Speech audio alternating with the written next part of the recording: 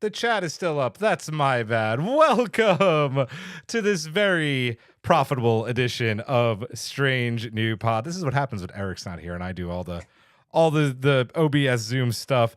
I'm your Fleet Admiral and host, Julian Brown, alongside the best bridge crew this side of some newly minted gold pressed Latinum. Give me all the Latinum, baby. Yes, yes. Commander Hawk is here, and he's ready to whip things up with the Ferengi. Whip it good. Whip it good. And joining us on the view screen tonight, she is our resident Ferengi expert, the queen of all things lobes. It is Jessko. Welcome aboard. It's great to have you on. Hello, pleasure to be here.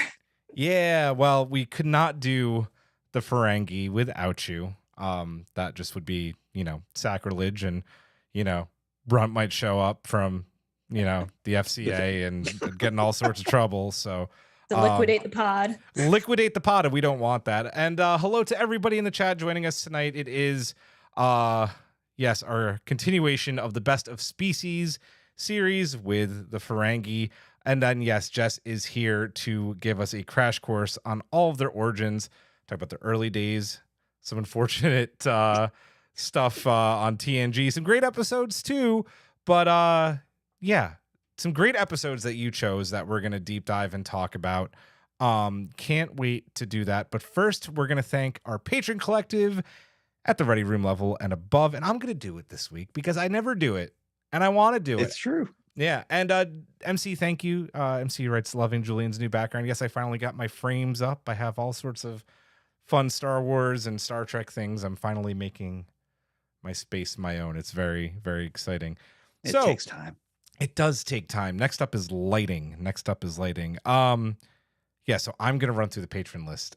Here we go. Thank you to our amazing patron collective at the Ready Room level above: Jeff Reeve, Mariah Gossett, Tallulah, Jen Stein, Tina Alexander, Joe Saporito, Noe Santos, Kang Hui, Takako Nagumo, Kara Kennedy, Mark, Fernanda Nogales, SMK, Laura Linderman, Colin Davidson, Alan Davis, Shatterhand 2049, Jessko, there she is, I see her, MC Frodis, Michael Graham, Emily and Travis, Gildara, Cassie, MC is Giraffe, Maggie Light, Peacod, Wayne Ritz, Scone of Arc, Sean, Jay Howard, Mahalani Uchiyama, Matt Harker, Joshua Lewis, Cassie McIntosh, David Willett, Tara Pollen, Slope74, and Rude Parakeet. Thank you all. We cannot do this without you, including all the other fun stuff that we have coming up very soon. MC, he did. He absolutely did. He did it on yours and ours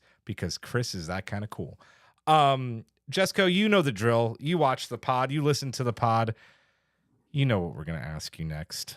It's our new guest. I don't call it a quiz, but putting you on the spot. Your favorite Trek, your favorite character, and your favorite episode. Hit it. I'm going to surprise absolutely no one here and say that my favorite Trek is Deep Space Nine. My favorite character is Nog. I love him. I love his arc. I love how I almost grew up with him, watching him evolve and become the amazing captain that he is today. And then as for a favorite episode, it always changes. But right now, just because we're talking about the Ferengi so much, it's once again the Magnificent Ferengi, because I can always rely on it to just lift my mood and make me laugh. And just it shows the best of the Ferengi and exactly why I love them. That's awesome. Yeah. And it has Iggy Pop in it. And it has Iggy Pop in it. That's right. Fabulous Iggy Vorta. Yes. Jess, I think that's the fastest anybody's answered those questions. But it's an easy question. I know. I feel like some people definitely struggle with it. Some people are like, boom, boom, boom. I feel like when we had Aaron Walke on, because he's a giant Trekkie, I think he went through it pretty quickly, if I remember correctly. I could be wrong about that. But yeah. No, good choices, good answers.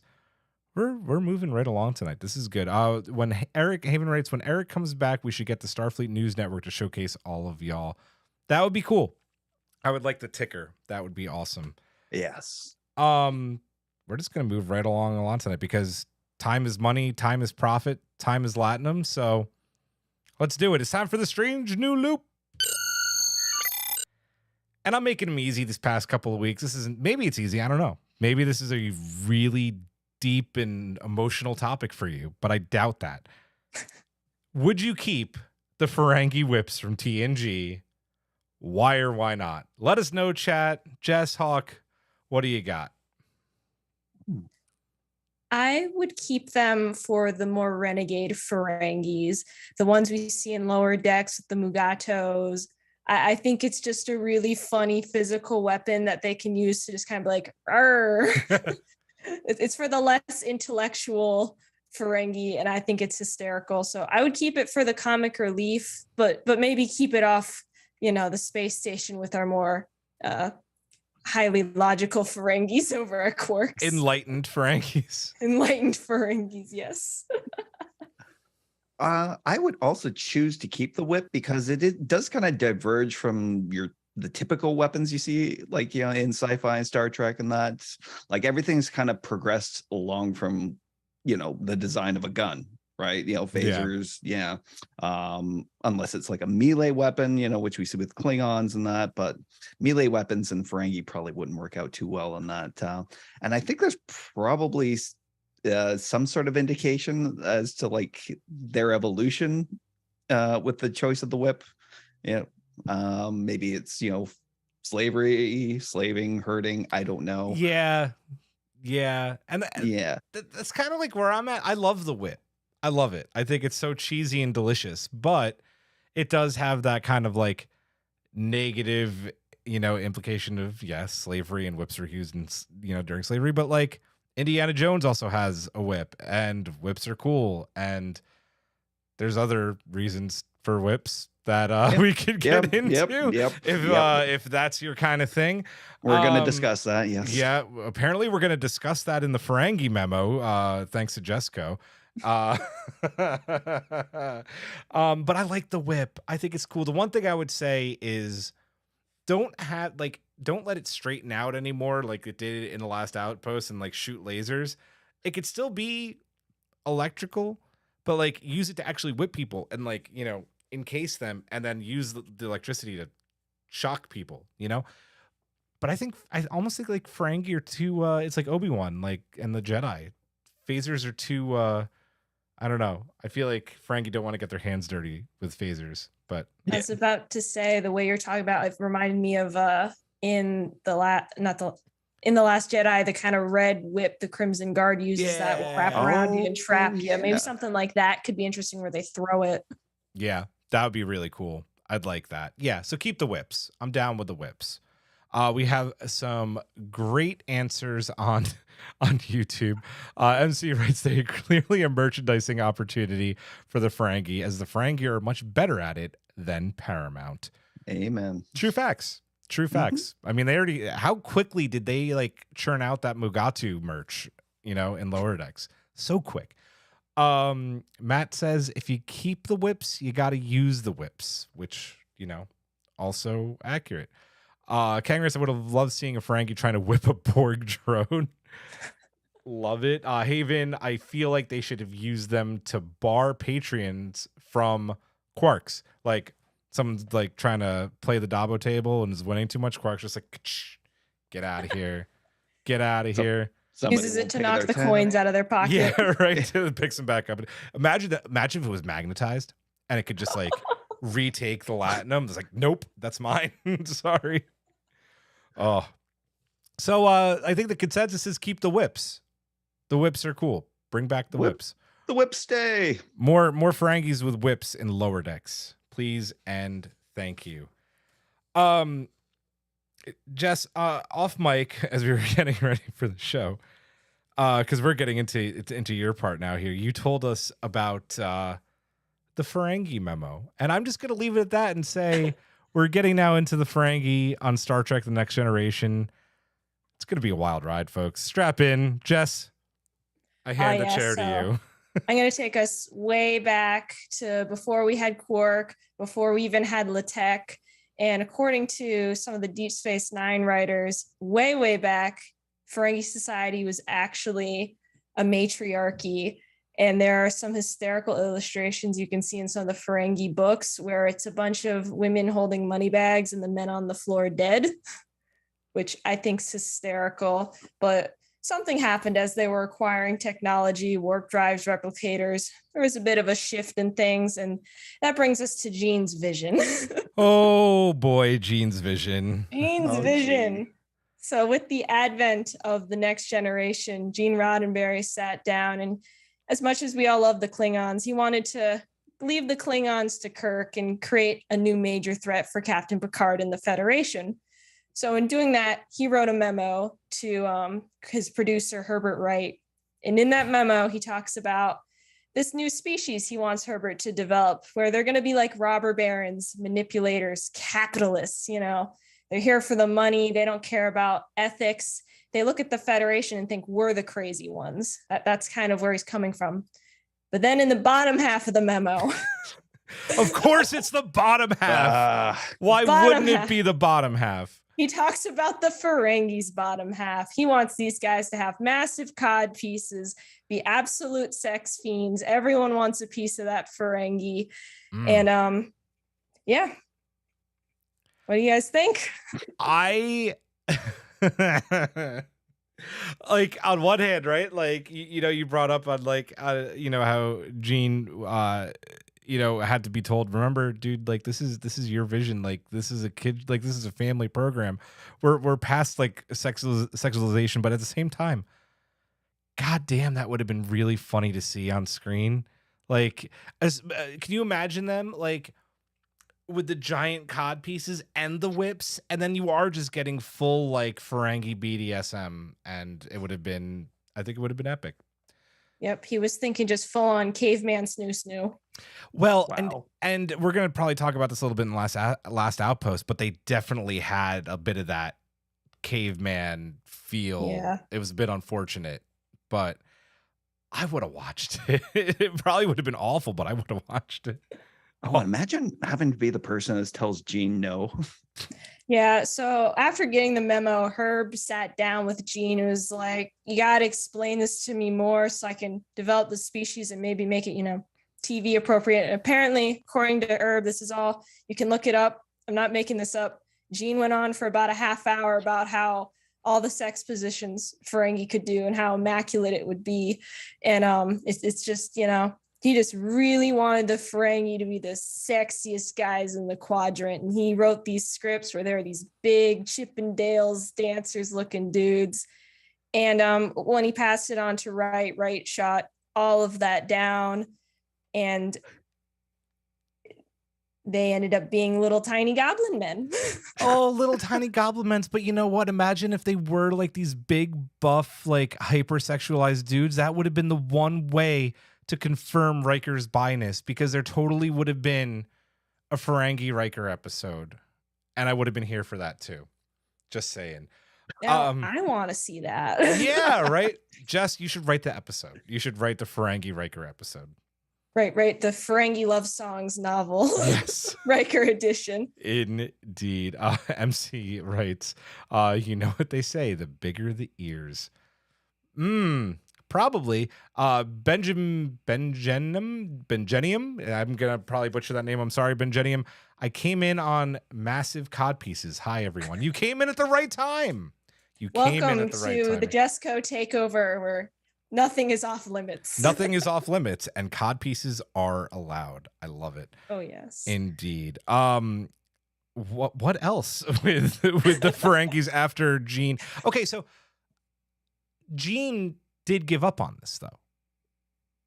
No, Gene Gene just started losing more power and power as we know. Yeah, so once he passed it on to Herb then sat down with the senior illustrator for the show, Andrew Probert, and they started sketching out what they looked like. And if you go on Memory Alpha, you can see some of these original sketches. They kind of look like golems, very square faces, and they have big, almost pointy Vulcan ears. Oh, weird.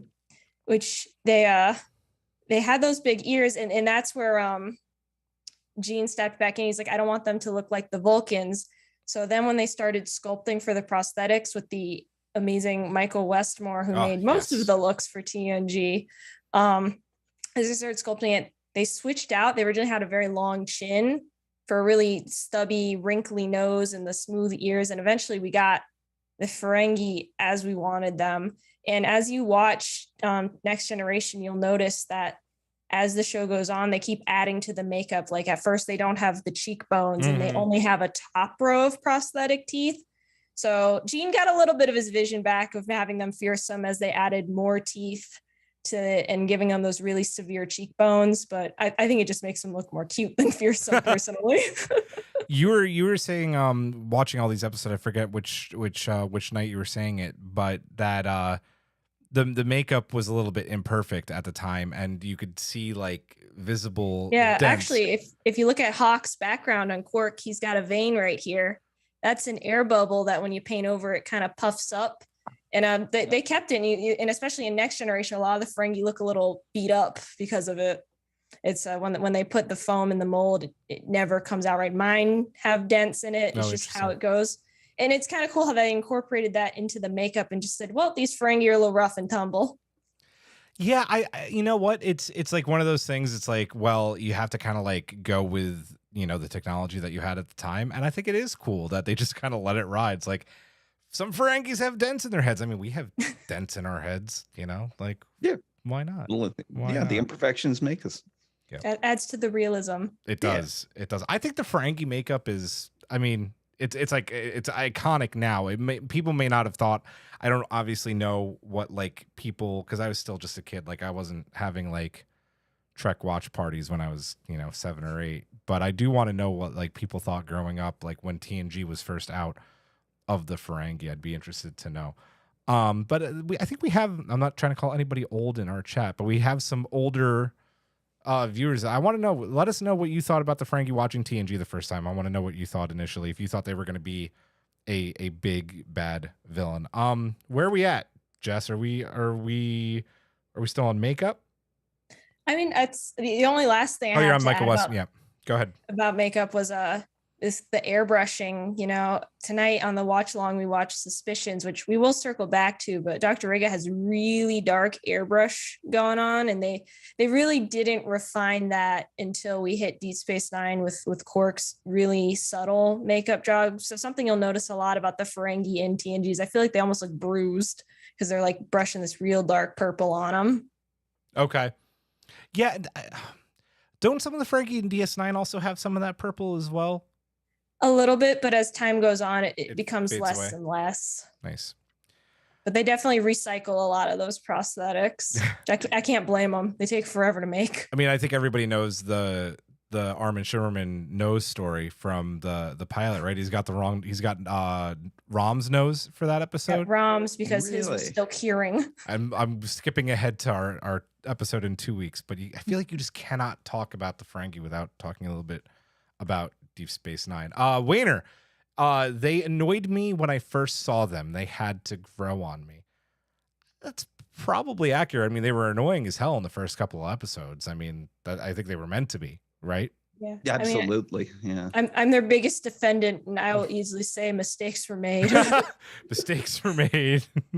We screwed up, but it got better. Yeah, and I think using Armin to a segue to the last outpost is perfect because he was the original Ferengi and he just kept coming back for more. Yes, indeed, he did. He was like 3 different Ferengi in TNG, right? And that is a good segue into the last outpost. Thank you for that. And all the zoom ins, all the whips, and not so wonderful caveman like movements by the end of that episode. What did we think about the last outpost as an introduction for the Ferengi? We'll just go Jess and Hawk tonight. Jess, you're our guest. You'll get to go first each time. This is the first episode you chose. We kind of have to. It's their introduction. As you said, mistakes were made. Yeah, it is certainly an episode, and it certainly did something for Star Trek. I think it starts out actually kind of strong. I like how they keep the antagonist hidden, and it's sort of just 2 ships thinking the other one is the enemy. I think the premise is really cool, but as soon as you hit that view screen and all you can see is this, on the Ferengi. That's when you know it's gonna be one of those episodes. Yep. Just a lot of very strange choices were made, and I think it all ties back to how Gene had one idea for them, and then the rest of the crew had a different idea for the Ferengi, because they were thinking more lawyers. Gene was thinking more cavemen, and if you look at the episode itself, in that fight scene, the Ferengi are fighting, and Worf goes down as if they were these big guys. So there just was a lot of miscommunication, and it led to a very confused episode. But I'm glad it exists. I'm glad that they saw the Ferengi and didn't just put them in the garbage. They're like, we're going to stick with it, try and make it better. But here's our first attempt. We don't have anything left in the budget. That is true, right? Like, they did keep them going, and it was literally a 6-season evolution of what they eventually then become in DS9. Hawk, The Last Outpost. So I actually was there for the debut of the Ferengi. Yes. I was there too. I just don't remember it. Yeah. If we were talking about them as a major villain in that, then they left no impression on that. Not like the way the Borg did when they were introduced, but as a species introduction in that, it was kind of a perfect episode, because it really kind of showed off a lot of the traits that follow them throughout the TNG and DS9 and that. The fact that they were being chased by the Enterprise after stealing technology and that, and then once cornered, become quite submissive, which seems to be a character trait to them. They become craven. They quickly start once they think the Enterprise is the one that disabled them, they start negotiating on that. And I think they offered up 2 officers lives in that for their surrender plea. Then that changes once they realize that it's not the Enterprise, and they begin what we always associate with the Ferengi, negotiations. And again, you can see those dynamics on the ground in that, during the whole confrontation in that, they're craven, but they will attack when they think that their opponent's in a position of weakness. And then when there's a situation in which there's no clarity to it, and that, they will start to negotiate, on their own behalf, and that, and quite frankly, just start lying outright, mixing it with half-truths as well. Yeah, mixing it with half-truths, but you brought up a great point, right? Like, if they are backed into a corner, they will start. And I don't know if this was so much true. I don't remember a lot of DS9 episodes with, big battles. I don't think that there were.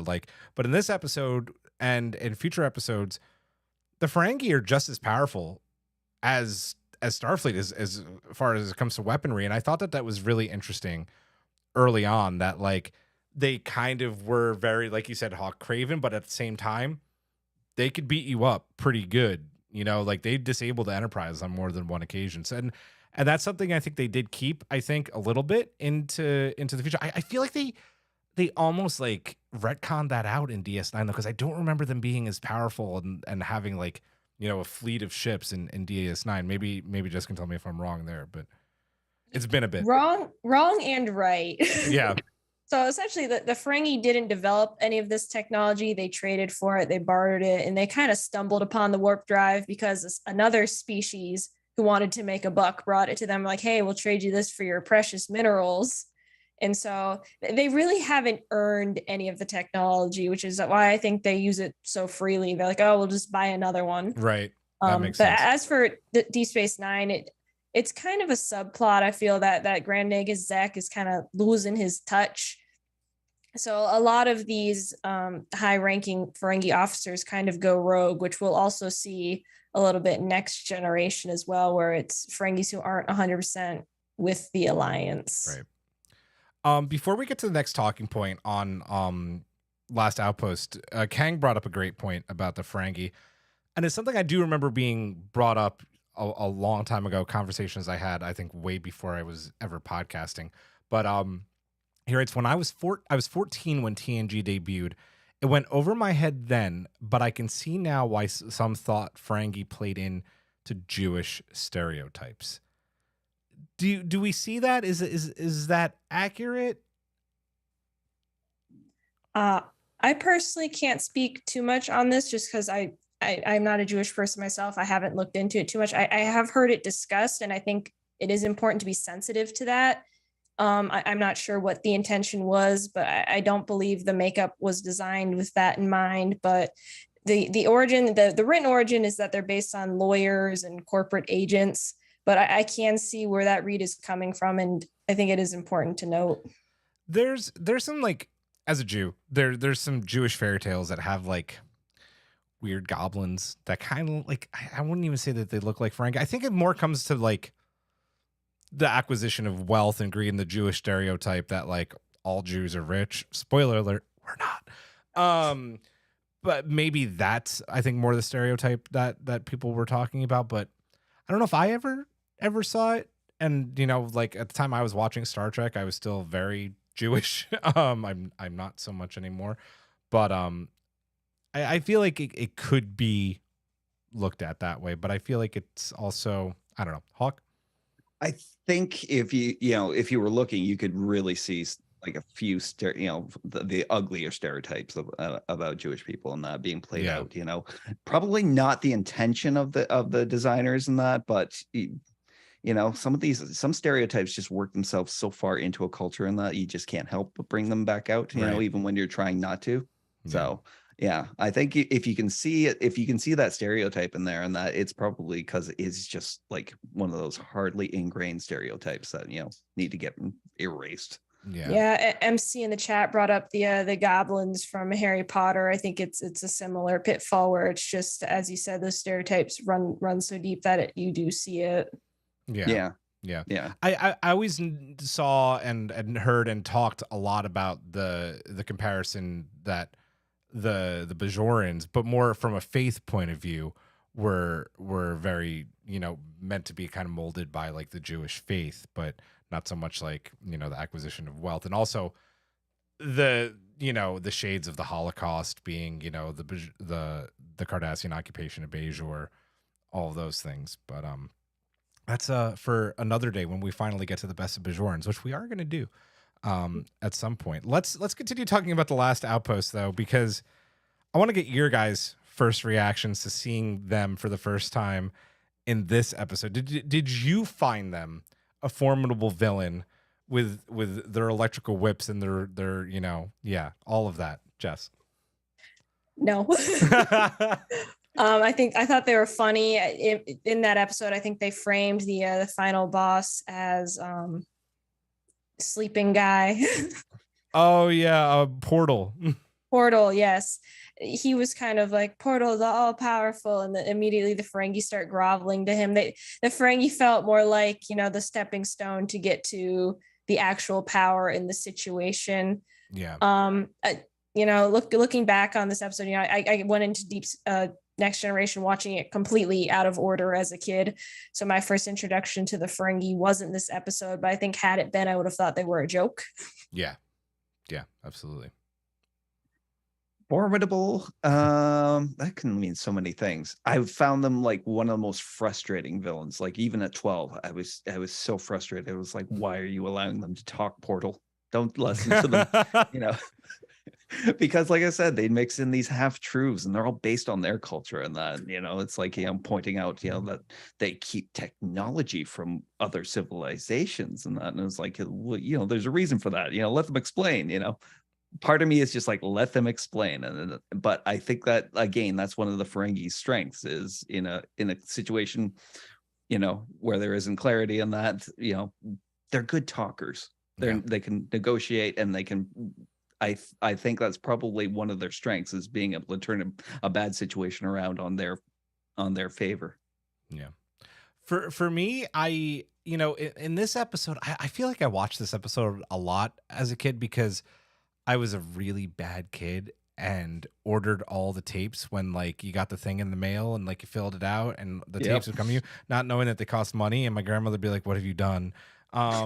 And, this was like one of the tapes that I just constantly put on, and it was The Last Outpost. And I was like the beginning of this episode, but I feel like even as a kid, the minute that what's so funny? I always get Portal and Groppler Zorn mixed up because they look so alike.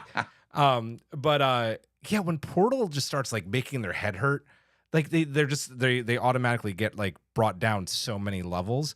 And then what brings them down even more is their own, I feel like, just groveling in their movements, like just like you said it, like kind of like cavemen, right? Like they're just like walking around, like making like, you know, baboon movements, and it's just really bad.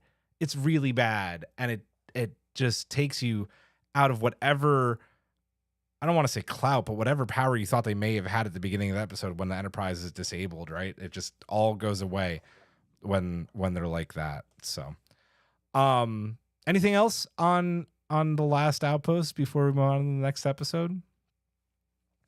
No? Good. I'm good.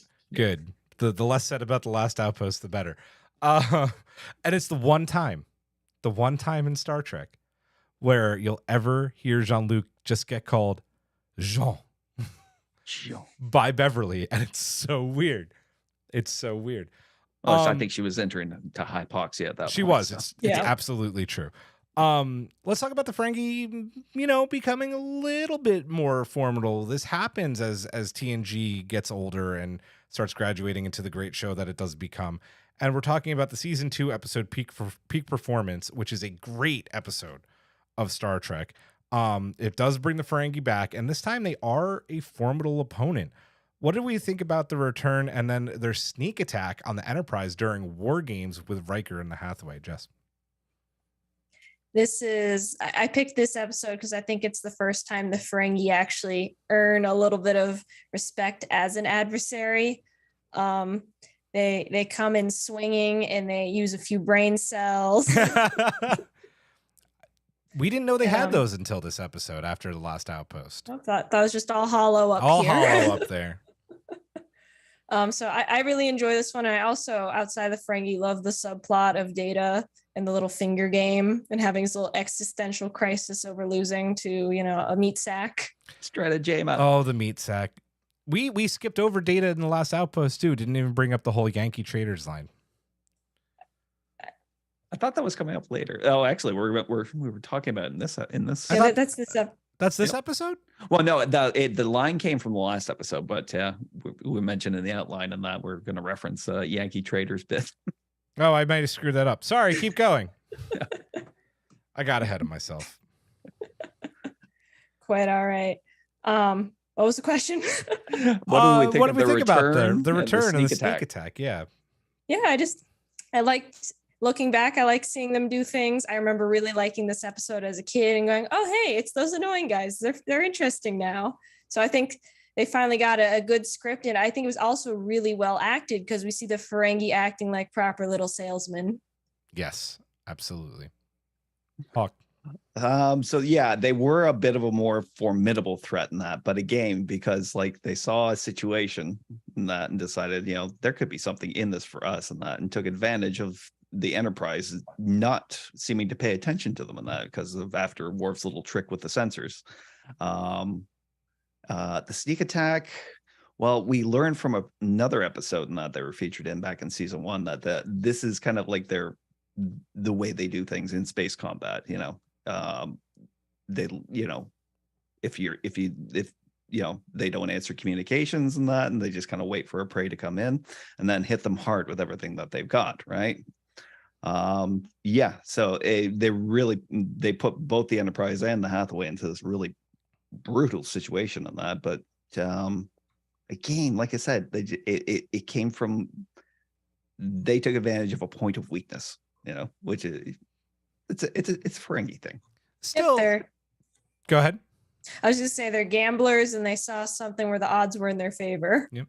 And it almost works, right? Yeah. Like the Enterprise almost loses this, right? Like it is cool because I know that there's certain circumstances with this episode where the Enterprise wasn't like at full strength because they were using, you know, fake phasers and I think fake shields. So their shields might not have been up, but still like they get caught with their pants down, and the Ferengi do a really good job of taking advantage of this. And, you know, if Wesley's little science experiment doesn't work, Riker's dead, you know, and they gamble for nothing. So as much as that's, you know, just kind of, but like it goes back to what you're saying, Honk. Like they took advantage of a weakened Starship and took advantage. So it almost worked. I liked it. I liked the sneak attack, and like Jess said, it does bring a little bit more respectability to them. Even you're gonna have to excuse me, I don't remember the Ferengi's name that Armin played. Braktor, right? Yeah. Braktor. He even shows a little bit of respect, like, oh, I didn't know the Federation had it in me when Picard does destroy the Hathaway. So let's talk about this one a little bit more. And as I was gonna skip over in the last outpost, I didn't. I put it in the outline, which I wrote, so I did read it. I did. In the last outpost, there's that whole Yankee traders bit where Data goes, Yankee traders, and he goes, what does this Yankee traders mean?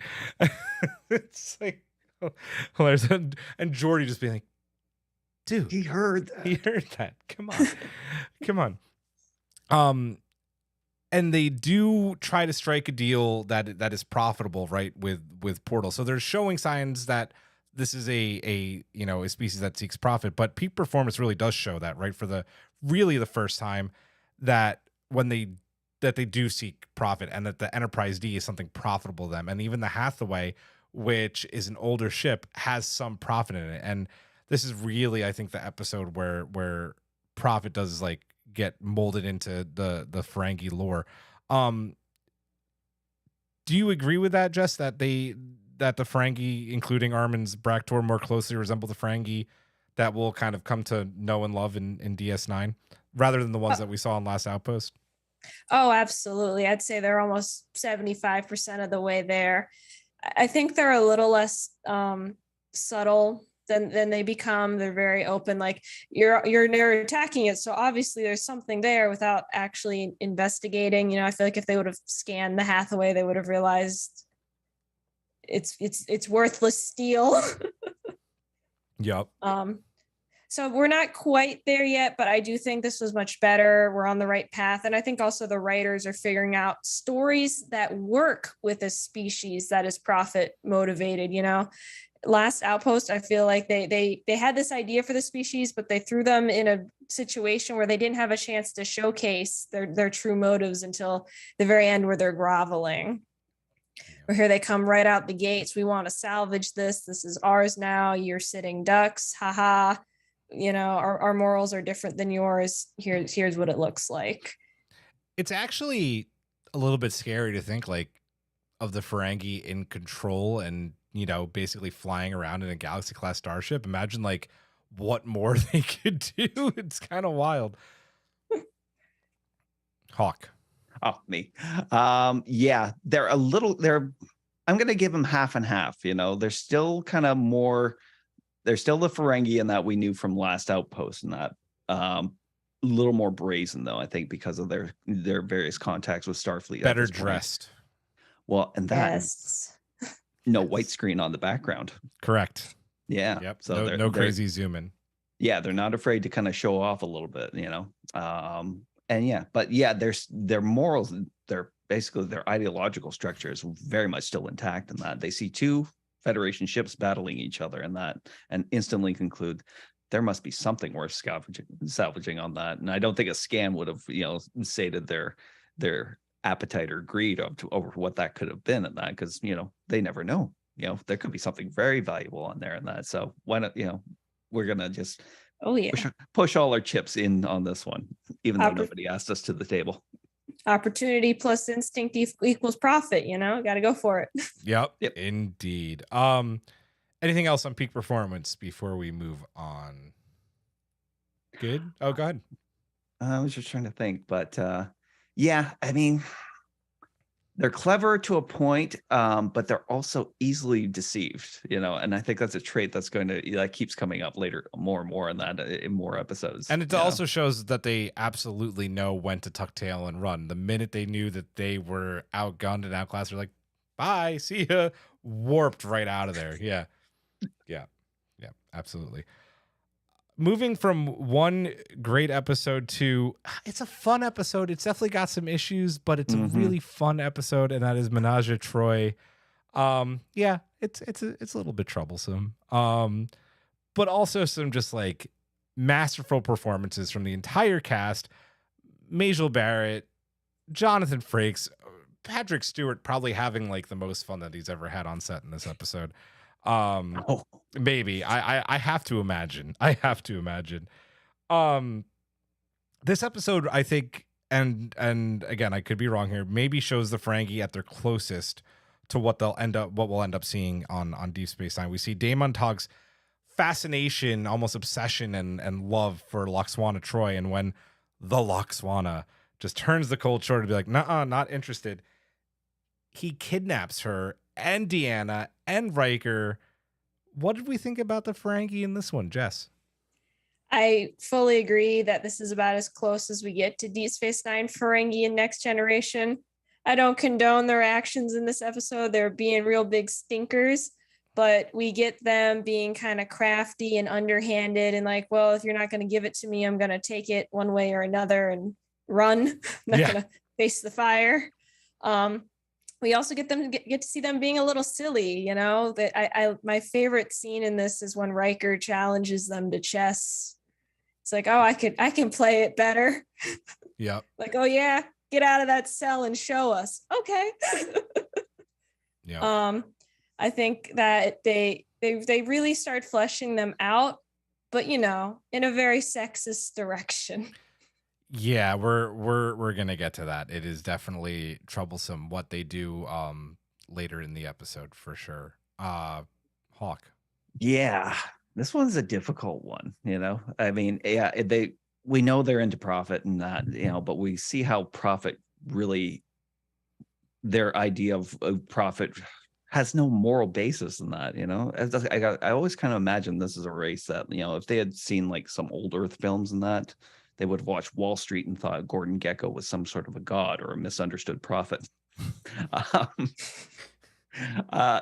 Yeah, this is a straight kidnap job for the point of, you know, convincing Lwaxana to, you know, participate in a business venture, which was also mixed in with this guy's, you know, absolute horniness for her. One thing it understatement. I know, it did kind of. Yeah, it did kind of advance them a little bit. Not advanced, I want to say, but gave us more to deal with in that during the Umox scene. We've learned what Umox was in this episode, you know, and that gives us a kind of an insight. I don't know if they were trying to maybe appeal a little bit to what, you know, Roddenberry had ascribed to them, you know, as these like hypersexualized creatures and that. But, you know, the fact that they wear their erogenous zones outside of any clothing and that kind of gives you an indication. Right. Yeah, I always read that as just them saying straight up they think with their dicks. Yeah. Yep. Accurate. Yeah. Yeah, I mean, it's a good episode. It is definitely troublesome later on, like what happens, like obviously with the clothing. We're gonna get into that. But yeah, it like Hawk said, I feel like I can't word it better than you guys, but the whole like this really shows that they will do just about anything to make a profit. And to be fair, at the beginning, right? Like at the beginning, Togs, besides being a little bit like over obsessive, his, you know, I don't, what do you call it? Not like, what do they do on Shark Tank when they like, when you go on proposal? Yeah. His proposal is not necessarily like a horrible one. Like we see this in the episode, I think it's another Ferengi episode, right? I have it on here. Which one? The price. And one of the negotiators in the price, they hire an empath to work. It makes sense for a species whose like sole purpose is to gain profit by any means to have an empath on their side. You know, it definitely gives you a leg up. Is it cheating? It depends on who you ask, I guess. So his proposal isn't completely out of hand until the kidnapping. You can't kidnap people. You just can't. It's not how things work. So. Yeah, let's not kidnap. But I do think that this definitely brings them up another level. Let's talk about though the troublesome no clothes on women rule from the Ferengi. You know, this is, as we've talked about, TNG was a family show. This wasn't very PC even for the early 90s, and this is a trend that continued into DS9, and eventually, you know, we saw like, you know, Moogie like rebelling against it, which is awesome. Thoughts on the legacy of this and what it does for Trek later? That's a loaded question. It is. It really is. It's probably the loaded question of the night. Well, it definitely set the Ferengi up at the rock bottom, in my opinion. I'm very much, in my love of the Ferengi, it's always, I love the feminist revolution of the Ferengi. That's why I got invested in their story to begin with, because I loved watching, in Deep Space Nine, we have Pell, who her gender journey, I thought reflected mine, where like, I want the respect, but I also want to be a woman. Like, I don't want to be seen as anything else, but I also want to be respected in, a business culture that I'm in. So them starting at that rock bottom lets them build up to some really amazing plots and arcs. But in this episode, we don't see that. We just see it almost played for gag and shock value.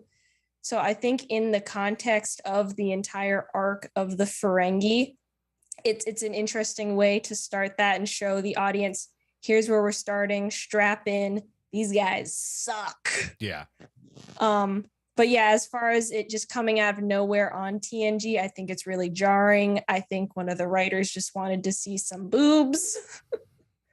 Yeah. And it's I don't think it fits. I mean, I get they're just trying to make us feel disgusted by these guys, but the Umak scene does that plenty. And I don't mind it just because of where they take it and how amazing it makes the feminist revolution, because these poor women come from literally nothing. But in the context of this and in subjecting Luxana and Deanna to it, I don't care for it personally. No, it sucks. Hawk, I'm sorry, I gotta let you go. I just like I had this thought, like this is something that we saw too in TNG a few times, where like I think like there were a couple of incidents on set, or like someone was like apparently they goofed around on set, but like the writers weren't having it, so like they'd punish the women on the set sometimes by like either having like scenes like this, or the infamous Beverly and Deanna workout scene where they're in like, like tight yoga outfits. Apparently that was like a punishment, which is really not fucking cool. Also in a Ferengi episode. Yeah, so there you go. Which episode was that? It's the price. It is the price. That's right. As Deanna's talking about her sudden crush, and it's the worst conversation ever and the worst costumes ever. Yeah, and apparently that was a punishment for them for something that had happened off camera, which is, total bullshit. Hawk, what do you think about the legacy of women aren't allowed to wear clothes? Yeah, I know. Well, first off, it was just a bad look all around in that, but it seemed to be a pattern in that, like with, particularly with Marina Sirtis and that, because she always seemed to endure the worst of it in that, like, violations, the uniforms that were always apart from the rest of Star Trek, and that they made her wear, until, thankfully Jellicoe came along and fixed that. This is, it's a bad look by the writers and that, but it's also, it was meant to show off like, the Ferengi, and that maybe the Ferengi are supposed to represent the writers' room and that, from what I could tell.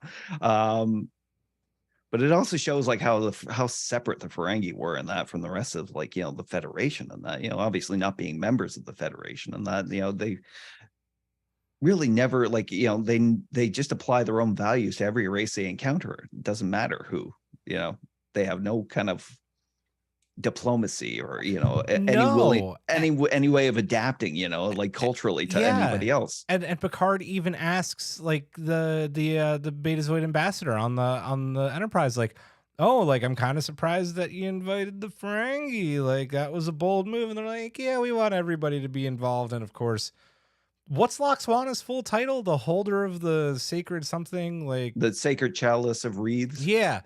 She's important. Yes. And she gets kidnapped because they invited the Ferengi. Even if it is just a moldy old clay jar. But Hawk, you also mentioned this about the last episode. This episode once again shows, and Jess, I want to kind of get your thoughts on this too. Like, this is definitely a recurring theme throughout both TNG and DS9. They get fooled really easily. Like Riker fools them in this. Jean-Luc literally takes them out of the picture with Shakespeare. Mm-hmm. This is a very common theme, yeah? Yes, very much so. Yeah, it's because I'm thankful like Quark broke the mold on this in DS9, because like, it's like, that could have really worn out the Ferengi as a species, to bring them in for a plot, it's like where they're fooled and that, and fooled over and over again. That Quark broke that mold in that, because nobody ever got one over on Quark, or very rarely did. Oh that, no. Oh Yeah. no. Yeah. Again, yeah. But I can't really think of anything more. Yeah, I think this was just the TNG writers leaning into their comedic value. Mhm. Even in most of their episodes, they're villains, but there's something else at play, or they didn't initiate and it's circumstantial. I think they were just leaning into the comedy factor.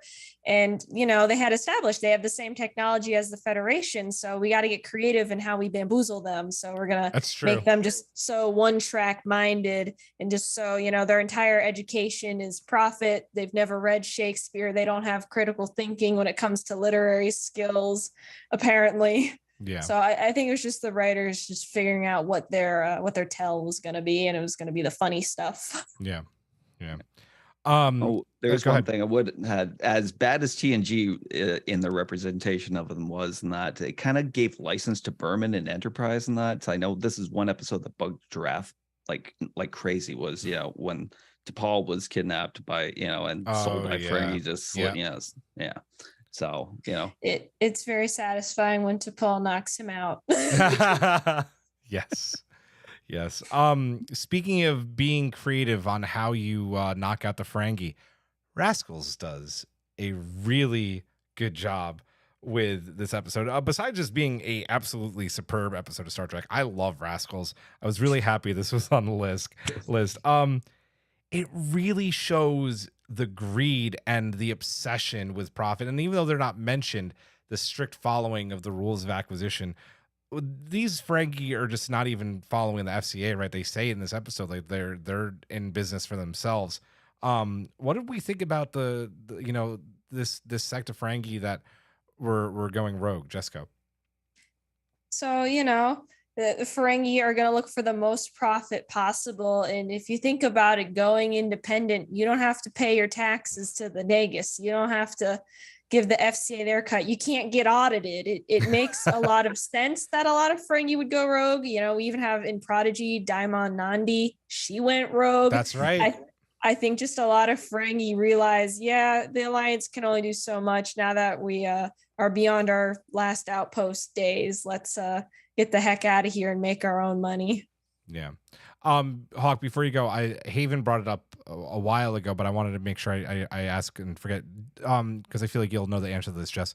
Was Zek still Nagus at this point in TNG, or was it different Nagus? It should be. It should be, right? Because he's super old, right? He's ancient. 300. I don't know how, like, if there's a term limit on Nagus. I think when you die. When you die, right? Yeah. So I think there was a plot where they were trying to depose him at some point. There was. Yeah. Because he had gotten soft and that. Yeah. So there's a bit of strength rules in that system of government. Yeah. Hawk, what'd you think about this one? Seeing Ferengi flying around and Klingon birds of prey. Again, was so frustrating. This is when I came to think of them as that kind of comically adorable villain. It's like there was nothing badass about them. Again, they catch people with their pants down and that, and it's like but you do give them credit because they do seem to go for big prizes, and the Enterprise obviously was a big prize, always going for the Enterprise, thus worth the risk. And the fact that they're rogue Ferengi, I mean, what does that even mean? I mean, like the Ferengi that actually do abide by the FCA and that, or still carry out like some of the most heinous, morally debased stuff going on. Rogue Ferengi, it's like Jessko said, and that they grow up with probably a huge lack of like diverse education, and that it's like their top profit and the rules of acquisition and that, and it's like go forth. So it makes sense that there be that they're out there doing the stuff on their own, so that they don't have to pay taxes. MC on YouTube says Zek has probably been Nagus since TOS. Probably, if he is 300, that makes sense. Jessko and I were talking about that on Discord. So, good bet. Yeah, if he's that old, I mean, got to imagine. Yeah, he's been around the block a few times. Yes, he has. Yes, he has. I thought this was cool. And I always love the shock. Like if you don't watch the episode for a while, you forget that it's them and the birds of prey, and you think about that some more. It's like, oh, Ferengi's in the bird of prey. I was talking about how they could be dangerous, flying around in the Enterprise if they ever manage to capture it. Ferengi seeking profit in ships that can cloak. That is a nasty combination. Nasty combination. Yes. Yeah, I thought it was cool, and you go back to they don't have to pay their taxes. They can just profit the way that they want to profit, and it's genius on their part. And once again, they almost get the prize. The Enterprise. Hey. I'll see myself out. Yeah. I hit the wrong button. Get off my There it bridge. is.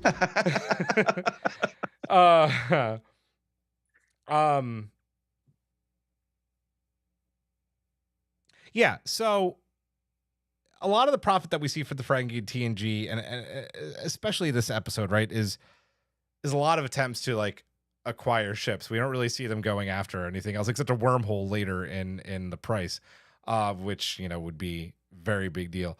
No, I will not go stand in the corner, MC. I will not. Yeah, but all we see from them is them basically trying to steal the Enterprise for like whatever episodes that they're in. Here they attack the Enterprise with what they called, I think, claimed Klingon birds of prey. Not stolen. They didn't steal them. They were disabled, and they claimed them. Was this an interesting way to go about things, or was this getting a little bit old? And are we happy that they eventually got away from trying to do this in DS9, Jess? I'm going to argue they didn't get away from this because there are a couple episodes in Deep Space Nine where Quark's whole thing is Cousin Gayla gave me a ship. That's right. I have a ship. Yeah, Yes. that's right. We need a ship, so we need to work with Brunt. I think in Ferenginar, ships are real, like kept under high security. Can't let the women take them away. I think ships are a really hot commodity, and I think especially ships of other species like Klingon bird of prey, Enterprise, go for a high price in the Ferengi market, because once you're in a different species ship, you have their reputation behind you when you roll up to the battle. And I think that's worth more than any, opening line on a negotiation. So I think the searching for ships thing really makes a lot of sense for the species. And I think they do continue to do it. I never thought about that, but that's a great point. And Quark doesn't have a ship, right? He doesn't have a pretty ship. And maybe that's like, not all Ferengis have the clout and the profit to get a ship. And maybe like that's how you show that, hey, I'm a big time Ferengi. I can make profit because like you were saying, you have that name behind you. I have this ship. What ship do you have? Yeah, that's a great point. Hawk, what'd you think about this? Yeah, the whole stolen ships and that. I didn't get a chance to rewatch Rascals, and it's been a while for being that, but yeah, again, it goes back to the basically like what you said, how this like species, basically acquired technology that they didn't earn, and that becomes the whole goal, get bigger, better ships and that. Yeah, it's like, how did they get those Klingon ships? I can't quite remember. I think there's a line in the episode where like they were disabled and they were just kind of sitting there, which obviously probably isn't true, but they're like, we claimed them for, in the name of Ferenginar.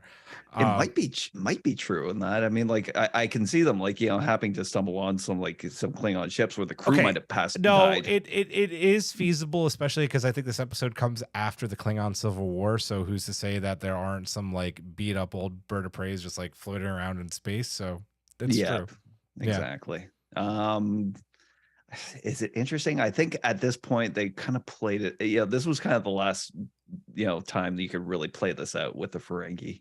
Before after this, they came back and it was especially because they get outclassed by children. Yes, children with adult brains, but still children. I mean, they get outclassed by Alexander.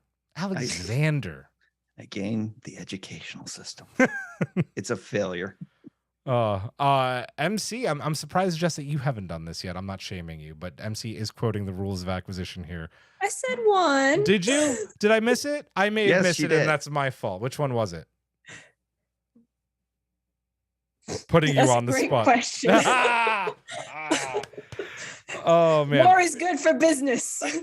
there's one for sure. Rule of acquisition number 75: home is where the heart is, but the stars are made of latinum, which does bring more to the get a ship. There's more profit because profits in the stars. Love it. Love it. Love it. Love it. Anything else on Rascals? I love this episode. I love everything about it. I love that, like, Alexander's got an RC car and he just keeps annoying the hell out of that one Ferengi in the transporter room, like bumping his knees. It's so great. I love this episode. Number one, dad. Number one, dad. Daddy. Or luring them with a comm badge. I love that bit. So good. So good. We're gonna talk about our final episode, and we have time, so we're gonna talk about this one, and then we have some runners up that we didn't put in the list, but we'll talk about for a few minutes too. Our last one here we just watched with the Discord Collective, and that is Suspicions. And this is another really good episode of Trek, and it's also a Bev Gone Wild episode. So putting all the Clue vibes from Suspicions aside, Jess, you chose this one because I think, as you put it on Discord, Dr. Rhaegar walked so Nog could run. Could you explain that?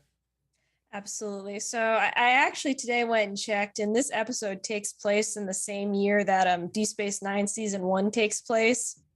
So Dr. Rhaegar is out here funding his own scientific experiments.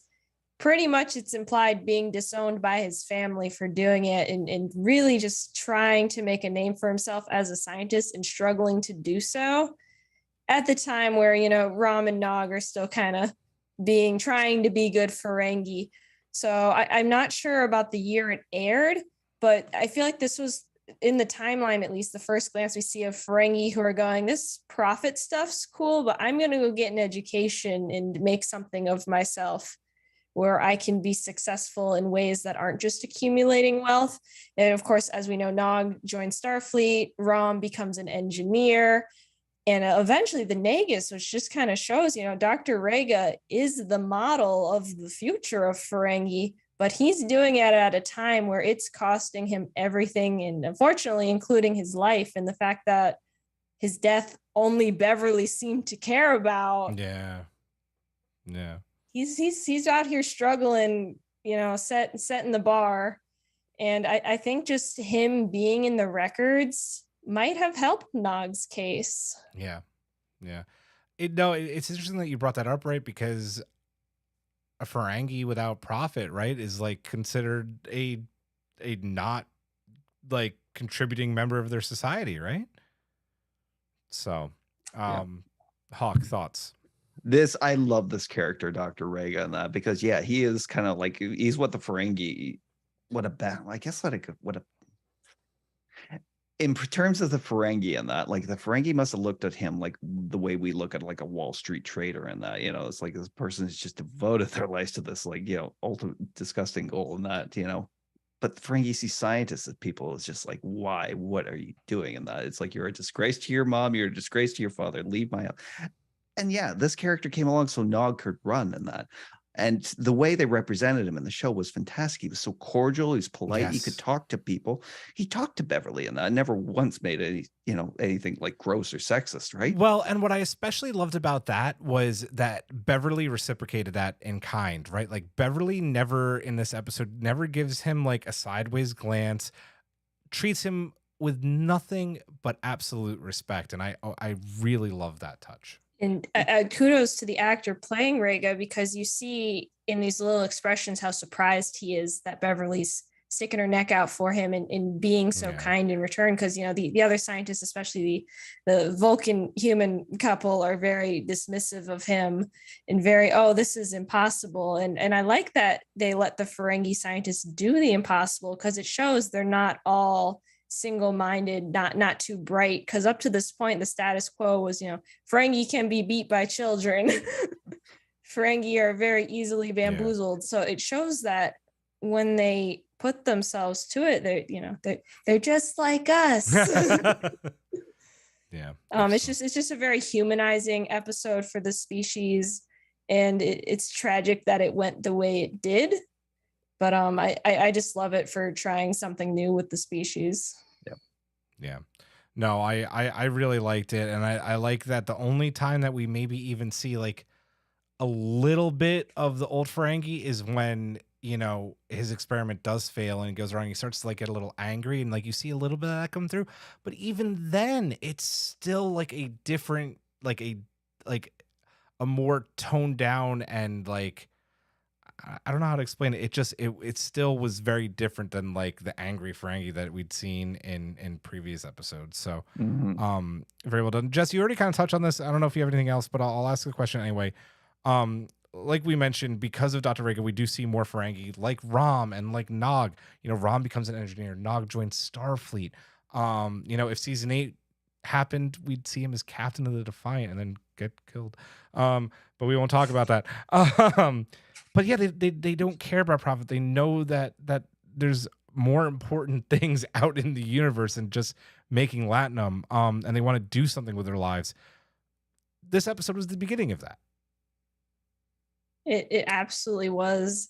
And it just I love it for that. And I think also, you know, it shows, and we see this in Nog's story as well, that, you know, through education, it can be transformative. And it complements Nog's story really well. And I love that it exists. This is where I'm going, because it gives the next generation a positive Ferengi. Yes. Because otherwise this episode of Strange New Pod would be very, oh, these guys are stinky. Right. Yeah. Hawk. Same. Yeah. It really opened the door, you know, because again, we only get these kind of tightly focused, you know, portrayals, you know, through the characters that we do meet. And that, you know, it's not until DS9 where we actually even go like visit Ferenginar, you know, and see like, you know, but there's a lot more to the race than just what we see in that, you know. I mean, Rom ended up fighting for workers' rights, you know. Yes. My favorite portrayal of a Ferengi though was from yeah, we'll be getting into that later on, but that assassin guy from the Magnificent Ferengi. Because we never think of a Ferengi assassin in that, and somebody who prides himself on his skills. Oh man. He'll take his profit in blood. Yes. Anything else on Suspicions before we move on to some honorable mentions?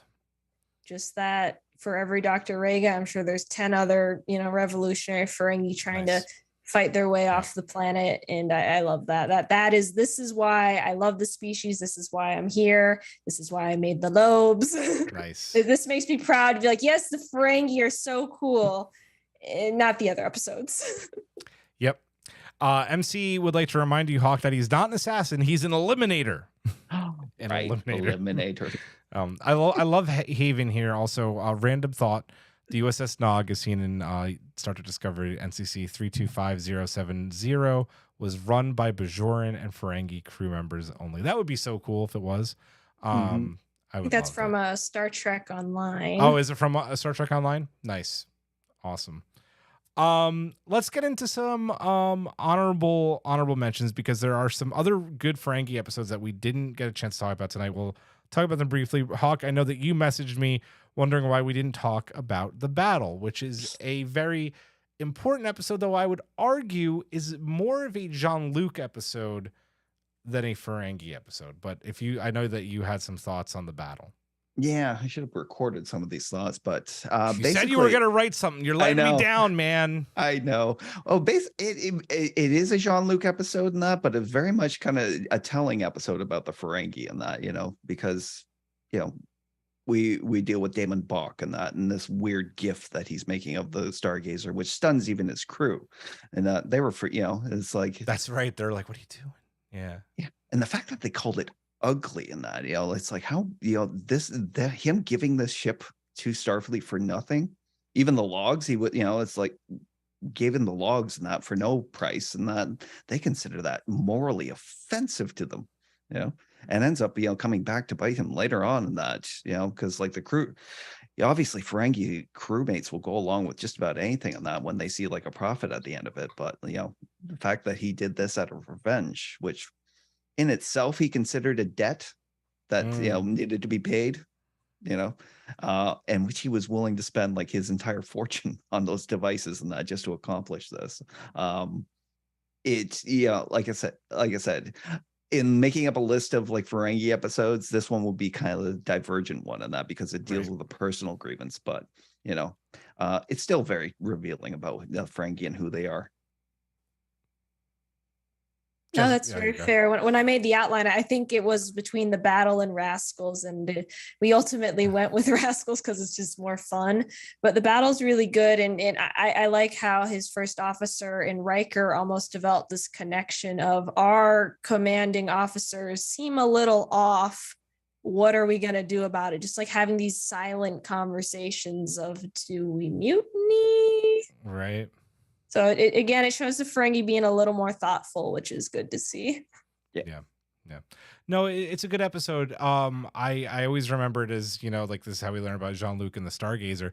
I forget it then. Do the Ferengi, does his crew turn on him at the end? Yeah. I forget. It's been a little bit. Okay. It's like Jessko said, it was the instigation of Riker and that contacting the first officer aboard the Ferengi ship, and that, which at first the guy didn't want to hear it, and then like when he started to kind of seeing all the facts in place and that, and the fact that this was just a blood vendetta with nothing to gain from it profit wise, it spelled the end of Damon Bach. Indeed. Let's talk about two episodes that are connected and a fun episode. Well, the second one's a fun episode. The first one's it's good, which is The Price in TNG, and then False Prophets in Voyager. Obviously, The Price is where we first meet. I'm gonna forget the name of them, but it's Eridor and Cole. Yeah, but not the Ferengi, the other race. What's her name's race from Discovery? Oh, Barzan. Yeah, Barzan. We first meet the Barzans in this episode. But yeah, so everybody is trying to fight over a wormhole. And of course, Ferengis who have a claim on a wormhole, that's very profitable. Of course, they try to steal it. And they go through it. And where do they wind up? The Delta Quadrant. Where later Voyager comes across them, and they've been looked at by the planet that they happened upon as basically gods, and as the episode tells you, false prophets. What did we think about these two episodes? The fact that we got a little bit of Ferengi action in Voyager, Jess. False Prophets is one of my favorite episodes of Voyager. I think it's hysterical. I might be biased because I just adore Leslie Jordan, and him as a Ferengi was just so silly. And he really, he embodied the goofier parts of the Ferengi and also a little more of the queer parts of the Ferengi, which, they always allude to, but they never actually show because it's the 90s. Yeah. But I just love how goofy them on the medieval planet will always crack me up. The costuming. Currency is golden ears. And they live in this little hobbit hole full of gold and beautiful things.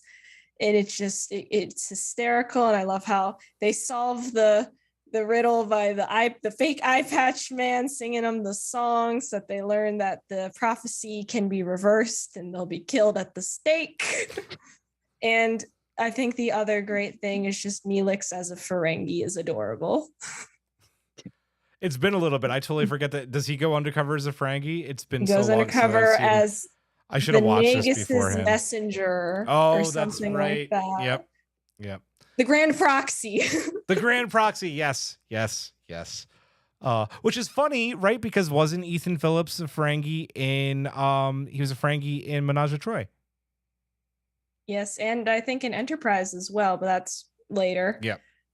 I just think it's hysterical. It doesn't do much for the Ferengi lore, but it's just cute to see. And it's also interesting to see that when given free reign, they subjugate the people and try and teach them the rules of acquisition, but it shows that not every society can function under the rules of acquisition. It's not exactly a very prosperous system. No. Haven writes, Paramount should have used the golden ears as tokens at Star Trek The Experience in Las Vegas. Oh, good call. That would have been awesome.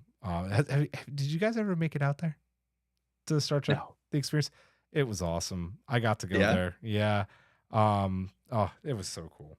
but that's for another day. Hawk, what do you think about these two episodes? False Prophets I've seen like maybe once or so, and the price though I do remember quite well, and especially the differences again between the Ferengi and the Federation, and that the Ferengi were everybody was at the table to bid on this wormhole and that, but they with knowing that the research wasn't done on it, Yeah. But that scene where that seeing those two guys and that watching that wormhole just disappear, and that it still lives in my mind as one of the funniest moments. There it is. Yep. And realizing that they are trapped. Yep. There. Yep. Love it. The final honorable mention is very recent, and that is the episode of Lower Deck Season 2, Mugatu Gumatu. We get a little bit more last outposty Ferengi with whips and everything. Still looking for a profit in all of the wrong ways by poaching Mugatus, which is not cool. What do we think about the Ferengi in this episode, Jess?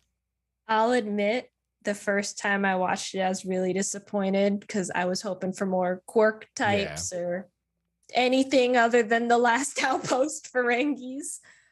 They're fine. They really don't spend much time characterizing them. The twist at the end with the theme park's definitely my favorite part, but I think I like the Ferengi cameo in season 1 better, where he's Mariner's buddy and just pretends. Right. Yeah. But it kind of puts it all in perspective why Boimler fell for it, because obviously these kinds of Ferengi are still running around being terrible. Right. And it kind of makes me sad because at this point, Rom's Nagus and he should be reeling these guys back in. But you got to imagine, like we talked about with Rascals, there probably are those like the probably these guys. There's rogue elements that don't follow the Nagus's rule, and Hawk, Mugatu, Gumatu. Yeah, this is absolutely like rogue Ferengi, and that again we got the whips back. That was nice. But yeah, they're running a theme park and that, and they're definitely probably outside the the FCA's regulations. So it was good. It was good. But yeah, I did enjoy like the first appearance by the Ferengi and the lower decks more, and that it just played up stereotypes and people's expectations of those stereotypes. I just like the end. Like, I just love the end where Boimler and Rutherford just do the compromise game with them, and that's exactly like perfect for the Ferengi because they will end up getting more profit playing the long game. And it is that kind of nice story of like, okay, we were doing the wrong thing, but now we're doing the right thing, which is, good moral story. So I liked it. I like seeing the whips. And I know it's bad and it's not good and it's like the wrong image to show, but seeing the one Ferengi where like the hood with the Gumatu horn was just epic for some reason. It was just, I don't know. He was bad. It was a little cool. It was a little cool. It's fucked up, but it was also really cool. As television goes. Did I miss any honorable mentions that we need to talk about real quick?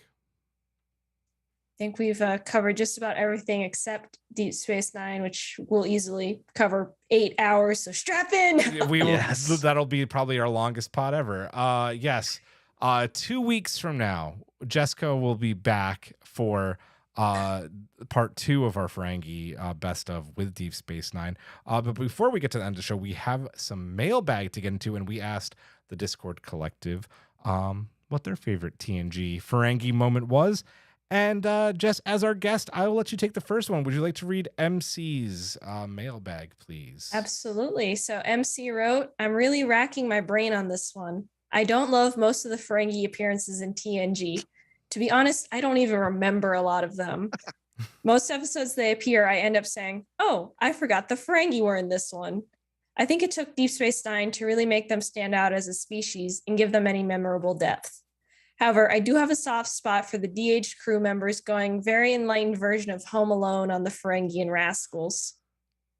It is that's fun, right? It's like it's like Home Alone, and it's almost like another Die Hard episode too. Die Hard Junior. Die Hard Juniors. Yep. Yeah. And Honey, I Shrunk the Kids. Yep.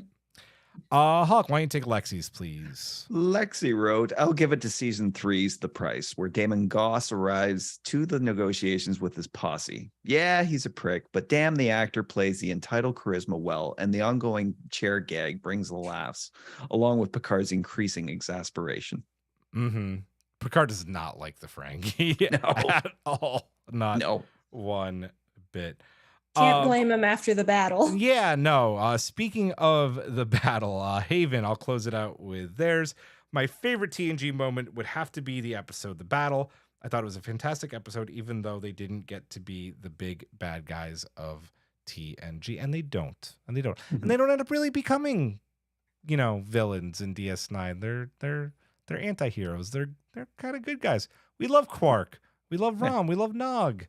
We love them. Their worst crime is that they stole our hearts.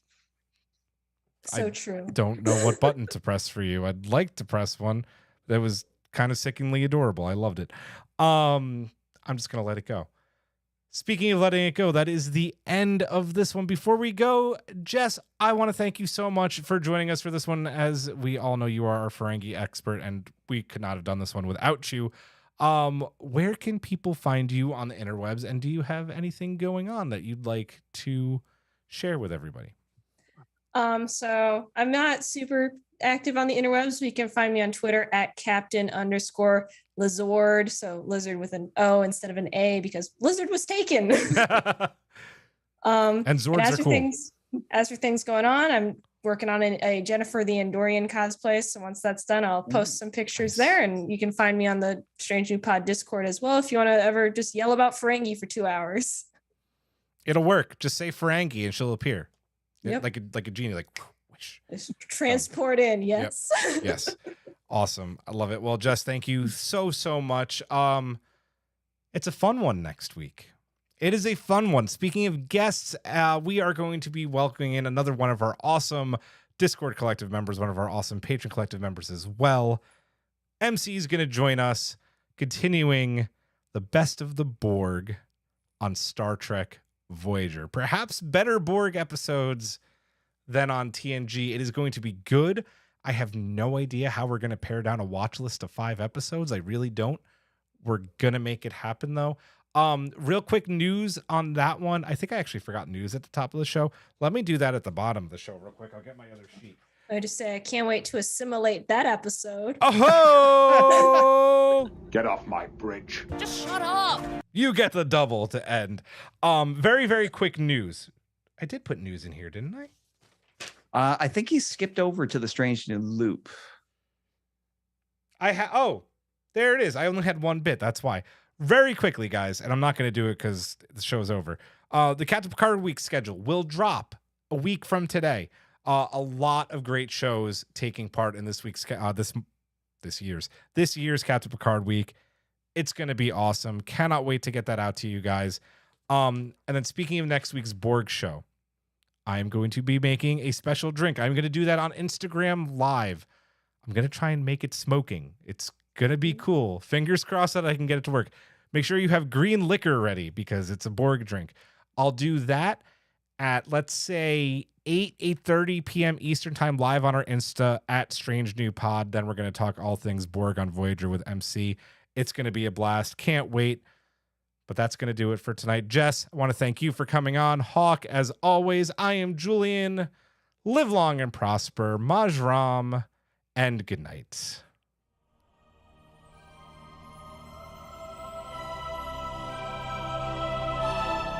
Thanks for beaming into our podcast today.